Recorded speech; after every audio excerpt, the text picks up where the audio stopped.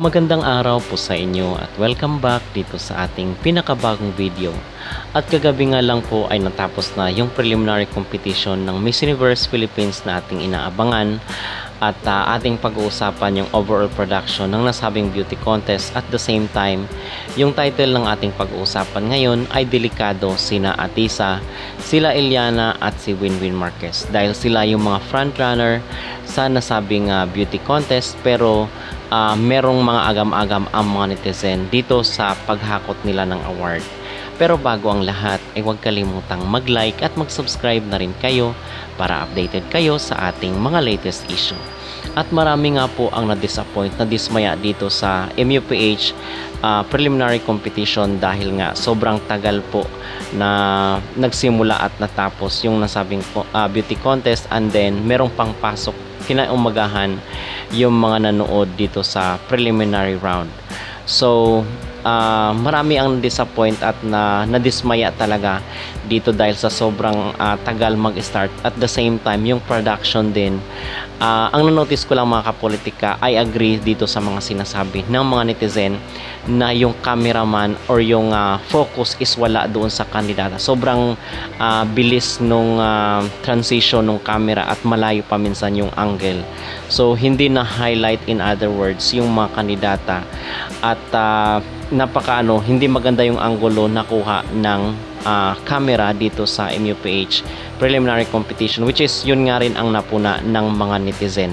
Mas maganda pa siguro yung last year na competition. At dagdag pa nga ng mga netizen ay hindi rin nila nagustuhan yung music daw kasi sobrang bagal.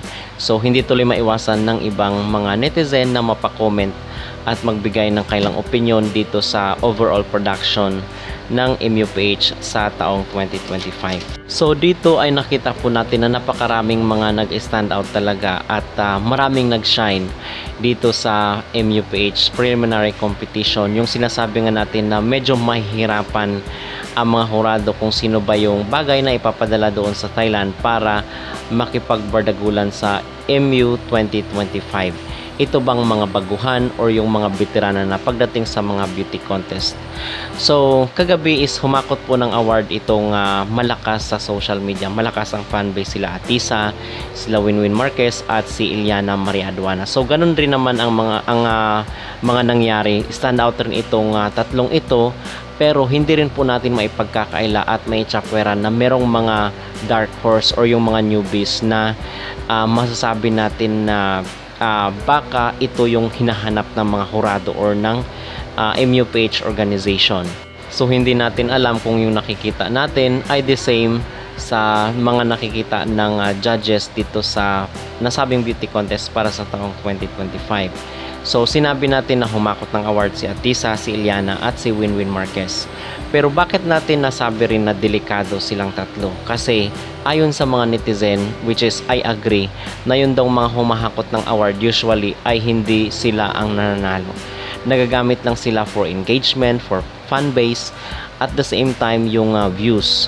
So yun po ang komento ilan sa mga opinion ng mga netizen dito sa social media. So baka sila ay ginagamit lang for fan base at engagement, which I totally believe and I totally agree. So sinasabi nga natin na baka wala dito sa tatlo ang kukoronahan ng MUPH 2025. Ewan ko ba mga kapolitika, dito kay Atisa ay sobrang ganda naman niya, pero parang hindi ko nakikita na sa kanya ibibigay ang corona ng Miss Universe Philippines para sa taong ito. Pero kung sa kanya ay mas okay po yun dahil worth it naman kung kay Atisa ibibigay dahil nga napakaganda talaga ni Atisa. Ito yung kanyang advantage, yung kanyang face card.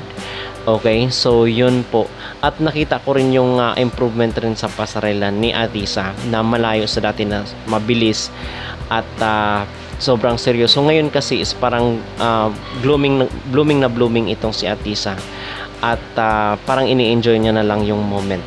Okay, so yun ang kinakikita. Pero kung meron mang pinakamatinik siguro na yung sinasabi ng mga netizen na ito yung kayang makipagbardagulan at makipagtuos doon sa mga Latinas at sa mga malalakas sa Miss Universe 2025 ay itong si Laguna. Okay, so actually binabantayan ko siya. Siyempre marami rin namang magaganda na mga ibang mga probinsya, at ibang mga taga city, pero hindi maipagkakaila talaga na si Laguna ay merong something sa kanya na napaka-elegante. Actually, marami ang nakakapansin sa kanya at marami ring mga netizen na iba ang napupusuan, pero sa akin siya ang from the start talaga ay si Laguna yung binabantayan natin, na baka siya yung hinahanap ng mga hurado dahil kahit hindi siya magalaw ay napakalakas ang dating ni Miss Laguna. At idagdag mo pa yung kanyang tangkad, yung height ni Miss Laguna ay kayang-kaya talaga tuos doon sa mga Latina sa Miss Universe para sa taong 2025. At yung isa pa po na ating binabantayan or yung ating sinusubaybayan na si Miss Bohol ay medyo na-disappoint tayo mga kapolitika dahil hindi ganoon kapasabog yung kanyang performance dito sa preliminary competition. So sana ay babawi siya doon sa finals just in case papasok siya sa first cut. Okay? So hinahanap natin yung pasabog niya na performance dahil magaling siya at maganda yung kanyang comm skills. So sayang kung hindi siya papasok sa top 5. Okay, kasi malakatryo na yung kanyang comm skills, so sayang naman kung hindi siya mag-stand out sa next na performance ng MUPH 2025. So andito rin po yung pambato ng Taguig at napakarami pa po, but so far yun ang nakikita natin na talagang nag-shine dito sa preliminary competition kagabi ng Miss Universe Philippines 2025.